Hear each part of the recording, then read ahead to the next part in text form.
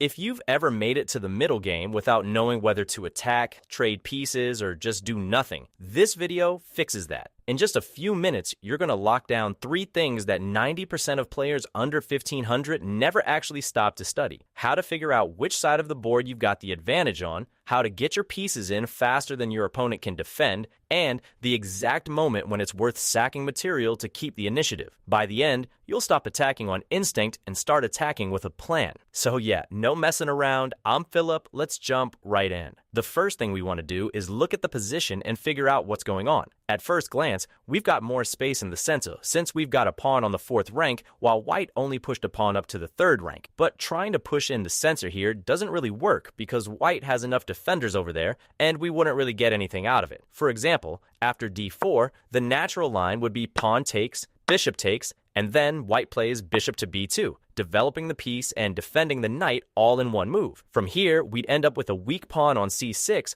and white would start piling on the pressure, bringing the rooks to the c-file and maneuvering the knight over to a4. On top of that, to cover c5 right in front of the weak pawn, the bishop would also slide over to f3, adding even more pressure on c6, and white would end up with a really comfortable position to play. So basically, even with more space in the center, we just can't attack over there because white's defense holds up just fine and stabilizes the position. On the queen side, things aren't really better for us either, since we end up with a backward pawn on c6, and white really knows how to take advantage of that. The idea here is to double the rooks on the c-file at some point, bringing the knight over to a4 and the rook to c1, and that turns the c6 pawn into a permanent target. And that's what a backward pawn really is, a pawn that doesn't have any friendly pawns next to it to back it up. And because of that, it just becomes an easy target for the constant pressure of your opponent's pieces. So at the end of the day, on the queen side, white is the one coming out on top here. So that leaves the king side, and this is exactly where we've got more room to maneuver. Plus, almost all of our pieces are already aimed at that side of the board, which lets us get our pieces in fast and outnumber the defenders on the attack. And that's the whole idea behind the middle game attack. You want to have more pieces aiming at your opponent's king than they've got defending it. Because we've got such a strong grip on e4, white can't push the pawn break to e4, which leaves the bishop on c1 stuck, with no way to get over and help defend its own king. The knight on c3 doesn't have any good squares either to swing over to the king side, which means 2 of your opponent's pieces are completely out of play on defense, and that's exactly what gives us our numerical edge on the attack. So we play h5, setting up the attack on the king side. And the whole point of this move is to clear the way for the knight to come into g4, right on top of your opponent's castled king. If white plays bishop takes h5, the line would be knight takes, queen takes, and from here we follow up with rook to e6, ready to swing across the 3rd rank straight into the attack. And throw in the bishop on c7, working on the same diagonal, and the attack gets really nasty. And here's something crucial you've got to understand about this position. Once that bishop comes off the board, white just gave up one of the best defenders of the king for just a pawn. Sacking material in exchange for the initiative when your opponent's king is exposed is honestly one of the core principles behind a middle game attack. Maybe you look at the position and you can't quite see how you can have a real attack going here after sacking just a pawn. But let me ask you, what move would you play as white here? For example, if white plays bishop to b2 just to develop the piece, you fire back with rook to h6 attacking the queen. After queen to f3, you play bishop to c7, threatening to grab the h2 pawn. At this point, trying to defend with pawn to h3 doesn't really work because that same pawn just becomes a sack target, and you pounce on it right away with bishop takes h3, wrecking the king's defenses and leaving you with a completely winning position. After pawn takes, you follow up with rook to g6 check. The king goes to h1, and now you play queen to d6, threatening queen to h2 checkmate. In this position, white has to defend with queen to f4, blocking the diagonal to stop the mate. But then we go queen to e6, threatening to take on h3 and hitting their queen at the same time. White would probably play queen to f3 to defend both the queen and the pawn, but then we go queen to e5, threatening mate on h2 again. After queen to f4, we follow up with queen to h5, threatening to take on h3 again and hitting the queen too. And here's the key thing. From h5, our queen also controls the f3 square, which means white can't play queen to f3 anymore to defend. And we've got a completely winning position, because after queen takes on c7, the line goes queen takes on h3 check, white is forced to block with queen to h2, then queen to f3 check, queen to g2, and finally queen takes on g2 for checkmate. And what if, after bishop to c7, white tries to defend the h2 square by playing pawn to g3? Here we go queen to g5, bringing more and more pieces into the attack on the king side, while white's queenside pieces are still stuck out of play and won't make it in time to defend. Look at the idea here. All our moves are active and come with threats, piling on attackers, while the opponent just can't bring defenders over to hold things together where it matters. The big threat now is bishop to g4, kicking white's queen, and the attack gets really strong.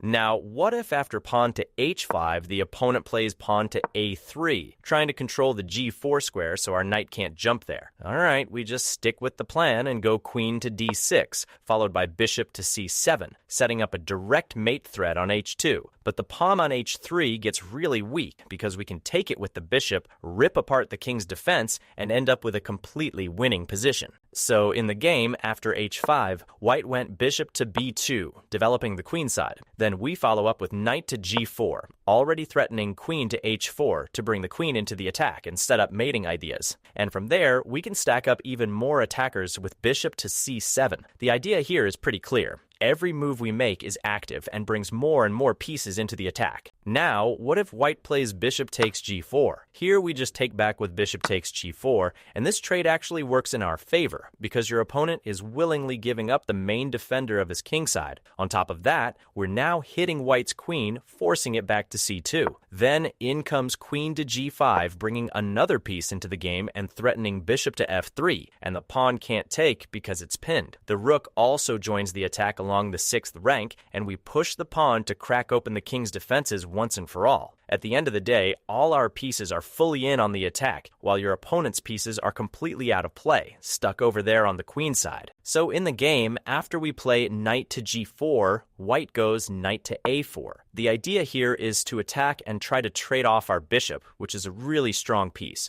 and create counterplay on the queen side where white has the advantage. So here, we pull the bishop back to c7, avoiding the trade and keeping it on this diagonal where it's eyeing the weakness on h2. And since white doesn't want to push the pawns and end up weakening his king side, he goes for bishop takes g4. We take back with pawn takes g4, and then white plays bishop to d4. The idea behind this move is to get better control of the c5 square and stop our pawn from advancing, fixing the weakness on c6, so white can later put the rook on the c-file and pile up on this weak point. We follow up with queen to d6 with a direct threat of mate on h2. White defends with pawn to g3, and we respond with queen to g6, rerouting the queen to keep the attack going. Then comes knight to c5, which is a really strong move because it lands on a great square and centralizes the piece, keeping it flexible so it can come back to defend if needed. Then we play bishop to f5. After rook to c1, we go rook to d8, and now white plays pawn to b4, gaining space on the queen side and clearing the way to swing the queen over to that side, attacking our weak pawns. So white is preparing counterplay, but we follow up with queen to h5, and the attack starts to get really dangerous. The idea here is to lift the rook along the 6th rank and swing it over to the h-file. If white played h4, we'd respond with rook to d6, swinging the rook over to the h-file, and then we'd push g5 to damage the pawn structure, open up the lines, and go all in on the king. And this is a classic middle game theme. When your opponent's king is sitting behind a pawn chain, pushing our own pawns ends up being the key to open up the lines we need for our rooks and queen. So in the game, after queen to h5, white plays f4, trying to close the king side so we don't get any open lines. We respond with pawn takes f3 en passant,